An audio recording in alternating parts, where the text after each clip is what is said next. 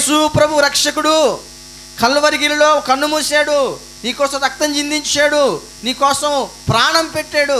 ఆ రక్తంలో కడగబడితే పరలోకం లేకపోతే నరకం అని చెప్పిన తర్వాత కూడా ఆయన్ని ఇష్టపూర్వకంగా తోసేస్తే రేపటి దినాన్న ఆయన వారి విషయంలో కృపగలవాడిగా ఉంటాడా? వారి విషయంలో ఆయన శాంతమూర్తిగా ఉంటాడా?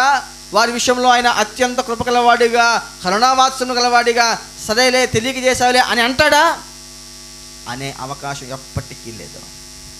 వారి విషయంలో చెప్తున్న మాట ఏంటంటే, వారు మొర్ర పెట్టినను నేను ఆరని అగ్నిగుండములోనికి వెళ్ళిన ఆత్మ ఎంతగా అల్లాడినా ఆ నరకములో ఉన్న వారి విషయంలో ఇంత కూడా వెంట్రుకవాసవంతమైన కృప కూడా దేవుడు ఎప్పటికీ చూపించి నరకాన్ని తప్పించడు.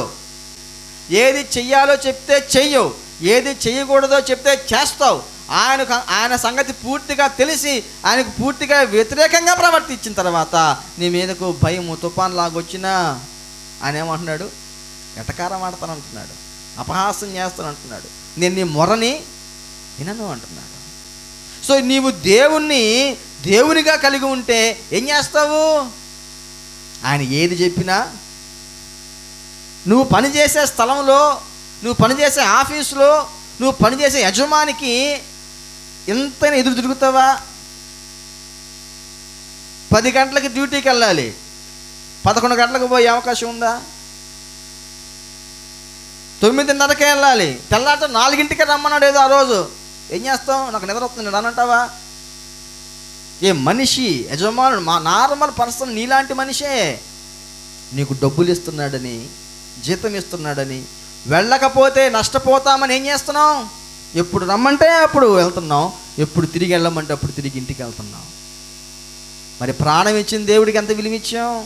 నరకానికి వేస్తాను నిన్ను అని చెప్తున్న దేవుడికి ఏమి ఇస్తున్నావు? ఎంత భయపడుతున్నావు? అయ్యా జీతం కనపడేది నరకం కనపడిందయ్యా అంటావా? సో మన విశ్వాసం ఎక్కడ ఆగిపోయింది? కనపడే దగ్గర, కనపడని దగ్గర. అందుకే అన్నాడు కదా, చూచి నమ్మువాని కంటే చూడక నమ్మువాడు.